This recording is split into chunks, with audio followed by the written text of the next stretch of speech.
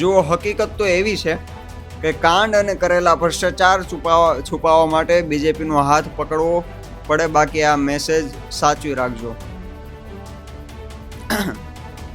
હું કશું નથી કહેવા માંગતો, કમેન્ટ કરી દેજો તમે. સર, હવે ખજૂરભાઈને ચોક્કસ ઉતરવું પડે, કેમ કે હવે પ્રજા કલ્યાણ માટે અને વિકાસ માટે કામો કરવા પડે તેમ છે. તમે પણ જોશો એવી આશા. હા, પ્રજાના કલ્યાણ તો એ કામો એણે કર્યા છે અત્યાર સુધી, જે કરતા આવે છે, લોકોના ઘરો બનાવ્યા છે. સેવા માટે કોઈ રાજનીતિમાં નથી જાતું ભાઈ,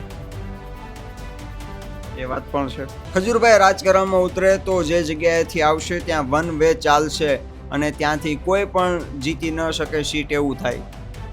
આ વાત ખોટી છે. એક્ઝામ્પલ આપું, શાયદ મહારાષ્ટ્ર યા કોઈ એક્ઝેક્ટલી મને લોકેશન નથી ખબર, પણ કોઈ ઇન્ફ્લુએન્સર હતા, શાયદ ઘણા મિલિયનોમાં ફોલોઅર્સ હતા એને ઇન્સ્ટાગ્રામ પર, અને જ્યારે રાજનીતિમાં ઉતરા ભાઈ અને કંઈ 100-150 બસ વોટ આવ્યા હશે. એટલે બહુ ખરાબ હાર થઈ હતી એ ભાઈની. મને નામ યાદ નથી પણ કિસ્સો યાદ છે જેવો તેવો. એટલે એ વાત ખોટું વહેમ ન રાખવા, વહેમના વાદળો ન બાંધવા. મારા મત પ્રમાણેના ખજૂરભાઈને રાજકારણમાં ન આવવું જોઈએ, જેના કારણો ઘણા છે. કારણો જ કહેવાના હતા ભાઈ, કોઈ નહીં. કોઈ પણ ક્ષેત્રમાં વિકાસ કરવા માટે પાવરમાં આવવું જરૂરી છે. એટલે મારું માનવું એવું છે કે ખજૂરભાઈને માનવ સેવા કરવા માટે આવે. વાત તો સાચી છે, માનવ સેવા કરવા માટે આવી શકે.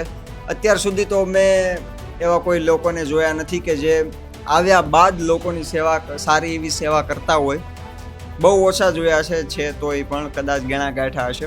હવે ખજૂરભાઈ માટે સવાલો છે કે એ પોલિટિક્સમાં આવે છે, કયા પક્ષમાં જોડાય છે, અને એના બાદ પણ એ લોકોની સેવા જાળવી રાખે છે કે કેમ. હવે આ બધી બાબતે મારું શું માનવું છે એવું નવા વિડીયોમાં કહીશ, તો ફોલો કરી લેજો.